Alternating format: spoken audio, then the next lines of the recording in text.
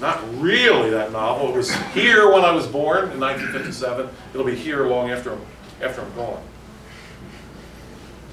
Woe to you, scribes and Pharisees, in Christ's scathing denunciation in Matthew 23. Pin your ears back. Matthew 23 is a tough chapter. Woe to you, scribes and Pharisees, hypocrites, for you pay tithe of mint and anise and cumin, and have neglected the weightier matters of the law. What are those weightier matters? Those weightier matters of justice and mercy and faith. These you ought to have done without leaving the others undone. You know what Jesus Christ said? The law has to do with matters like justice and mercy and faith. Wow. Let me ask you something. I had a discussion recently. Let's talk about this for a minute.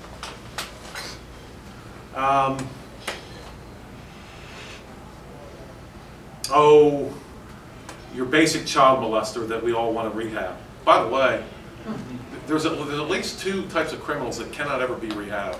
And even the secularists tell you this. One is counterfeiters, and the other one is child molesters. Can't be rehabbed. But that's not going to stop us from trying, of course. And exposing other children to them. Let me ask you something. God's law is very clear on this kind of a thing. It's death.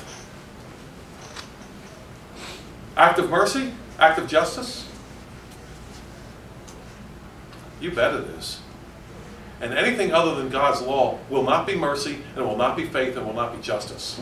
Do you really think, as we've embraced the law of man, as man has written like, I mean, come on, these guys can't read these $1,500, which that's all it was, 1,500 page laws that they pass down there in Congress on a bi-weekly basis. They don't know what's in there. You think there's justice, mercy, and faith going on in these laws that they pass? Anything but man's law. Because finding fault with them, he says, behold, the days are coming, says the Lord, when I will make a new covenant with the house of Israel and with the house of Judah. Not according to the covenant that I made with their fathers in the day when I took them by the hand to lead them out of the land of Egypt, because they did not continue in my covenant, and I disregarded them, says the Lord.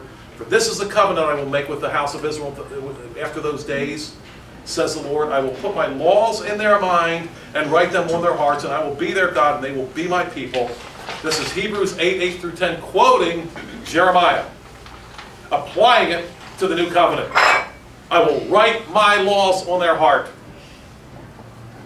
At Mars, we urge all that name the name of Christ to do four things, or five at least.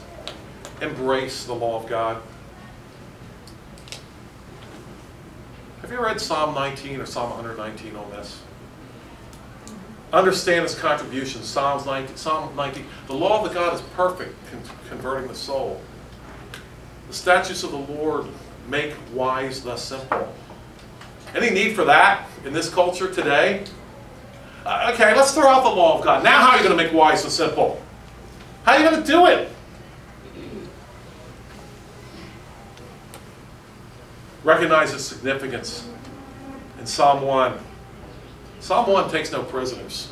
I mean, I memorized it as a kid. But Psalm 1 is pretty stiff medicine. It makes a line between those that obey and meditate on God's law and those who don't. And Psalm 1 is very clear. Those who obey and appreciate and embrace God's law last.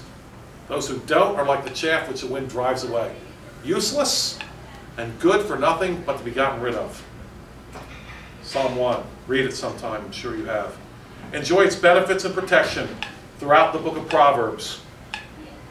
But, by the way, Proverbs, interesting. I know I always joke about this. You veterans of these meetings will get a chuckle out of this, or you won't get a chuckle because you've heard it so many times. But it intrigues me that there's two Old Testament books that talk constantly about the fear of the Lord. And they are Deuteronomy and Proverbs. Proverbs is an application of Deuteronomy. So let's start a new movement. Start it here tonight. New movement. When we pass out New Testaments, we're allowed to, include Psalms and Proverbs, right? That's allowable. How about if we sneak in Deuteronomy? Deuteronomy, Psalms and Proverbs in our New Testament. All right. Remember its divine origin. Deuteronomy, God's law, explained there by Moses. Finally,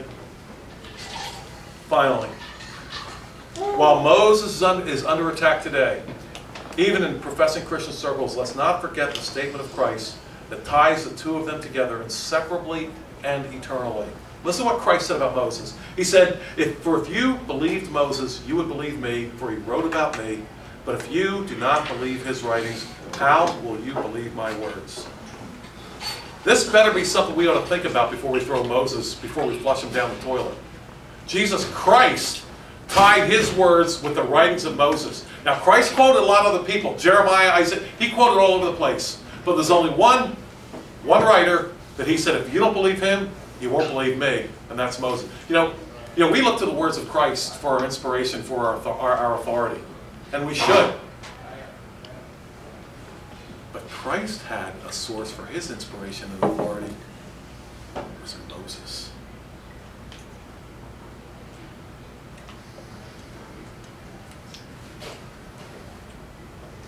Embrace the law of God. Promote it. Teach it. Teach it to your children. Teach it to your grandchildren. Learn it.